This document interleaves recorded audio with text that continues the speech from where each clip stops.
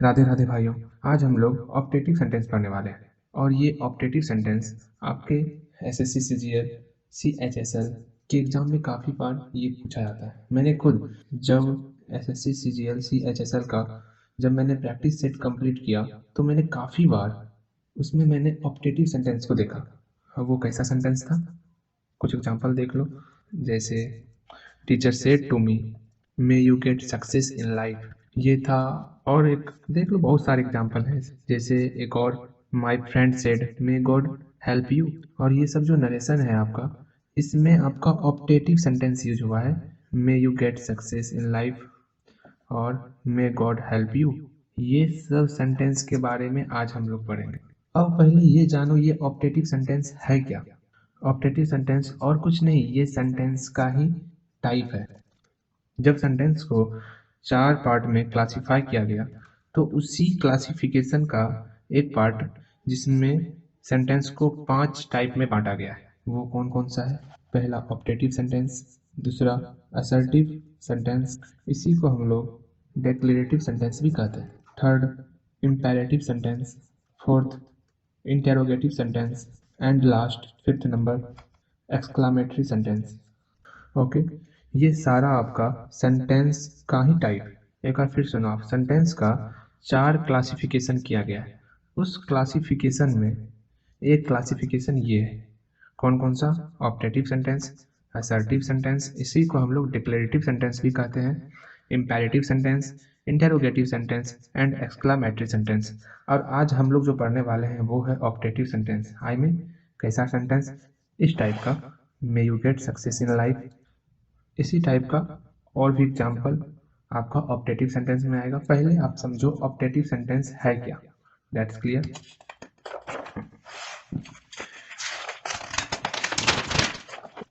Optative sentences, optative sentences को हम लोग इच्छा सूचक वाक्य कहते हैं। आई मीन ऐसा वाक्य जिसमें किसी के लिए दुआ, बद्दुआ या कोई प्रार्थना मांगी गई हो, उसको हम लोग कहते हैं इच्छा सूचक वाक्य। मीन ऐसे वाक्य जिनमें किसी के लिए दुआ, बद्दुआ मांगी गई हो या कोई प्रार्थना मांगी गई हो। आई मीन इसका डेफिनेशन आप इंग्लिश में देख लो। Sentence which are used to pray, wish और कर्स फॉर सेल्फ और other. Sentence which are used to pray, wish or curse for self or other। Mean ऐसा कोई भी वाक्य जिसमें किसी के लिए दुआ किया जाए या फिर बद्दुआ किया जाए या फिर प्रार्थना किया जाए, उस वाक्य को हम लोग इच्छा सूचक वाक्य कहते हैं। जैसे आप एग्जाम्पल देखो, ईश्वर आपको आशीर्वाद दे, इसमें हम किसी के लिए दुआ कर रहे हैं, भाई आपको ईश्वर आशीर्वाद दे। तो इस कंडीशन में ये जो है आपका ऑप्टेटिव सेंटेंस है। और ऑप्टेटिव सेंटेंस में जो है इसका स्टार्टिंग में से होता है। और एक बात याद रखना, मे का यूज जो है ये 4 चीज में ही किया जाता है। वो कौन कौन सा चीज है। पहला, अगर आपको परमिशन मांगना हो, मीन अगर किसी से आपको आज्ञा मांगना हो तो आप वहाँ पर मे का यूज करोगे। सेकंड, अगर किसी वाक्य में आपको पॉसिबिलिटी दिखाना हो, आशंका दिखाना हो, तो वहाँ पर हम लोग मे का प्रयोग करते हैं। एंड थर्ड, इस मे का प्रयोग हम लोग ऑप्टेटिव सेंटेंस में करते हैं।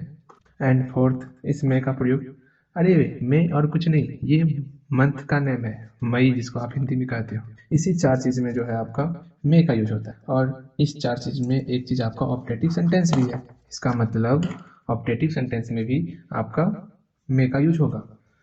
तो ये तो क्लियर हो गया कि कोई भी ऑप्टेटिव सेंटेंस हो उसमें हम लोग उसका स्टार्टिंग में से ही करेंगे। तो मे, और इसका एक ट्रिक सीख लो, हमको स्टार्ट आगे से करना है और फिर हमको लास्ट से वापस आना है, इधर से। ओके, इसका मतलब मे के बाद हम लोग ईश्वर का इंग्लिश पुट करेंगे, I mean may God, may God. फिर लास्ट में आशीर्वाद दे, आई मीन ब्लेस। और आपको का इंग्लिश यू हो गया, that is may God bless you. बहुत ही आसान है। एक और देखो आप, ईश्वर आपकी मदद करे। इस सेंटेंस में भी जो है हम लोग ईश्वर से दुआ कर रहे हैं कि ईश्वर आपकी मदद करे। तो ये भी आपका ऑप्टेटिव सेंटेंस है।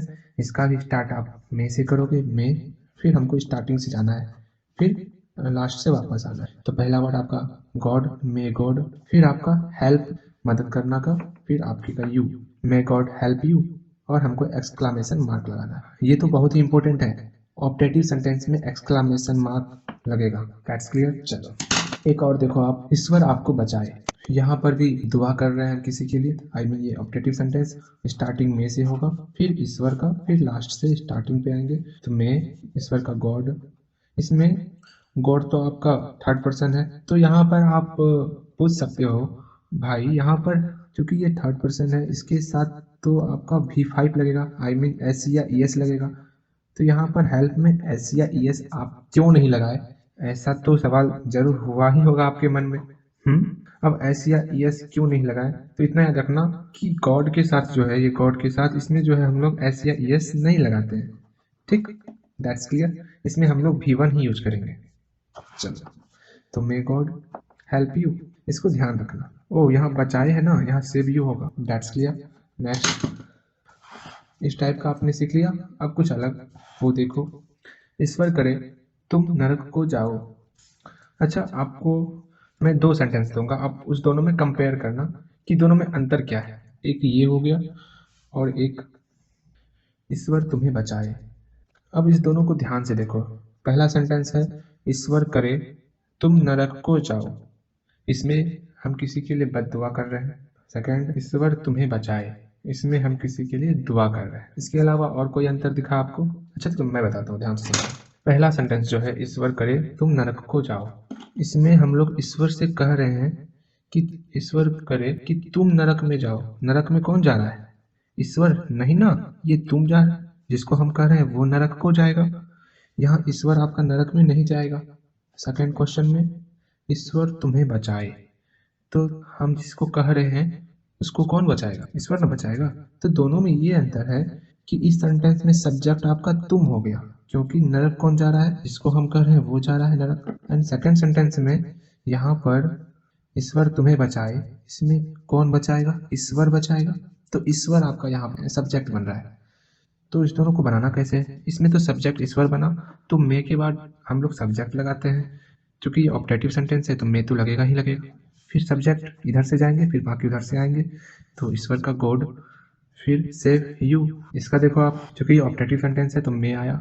अब स्टार्टिंग कहाँ से करना, क्योंकि ये सब्जेक्ट नहीं है, हमको स्टार्टिंग यहाँ तुम से करना होगा, फिर हमको वापस आना है। एक बार इसका सिंपल फंडा समझ लो, जहाँ पर ईश्वर करे रहेगा उसका हमको सेंटेंस में अंग्रेजी नहीं बनाना है, उसको समझना नहीं दिया, सिर्फ हमको तुम नरक को जाओ इसका बनाना। That's clear. जैसे यहाँ पर ईश्वर तुम्हें बचाए, हम लोग ईश्वर का भी इंग्लिश लिखते थे यहाँ पर, लेकिन यहाँ पर हम लोग इसको नेग्लेक्ट करके चलेंगे। तुम नरक को जाओ, में यू जाओ, गो, फिर नरक को गो टू हेल।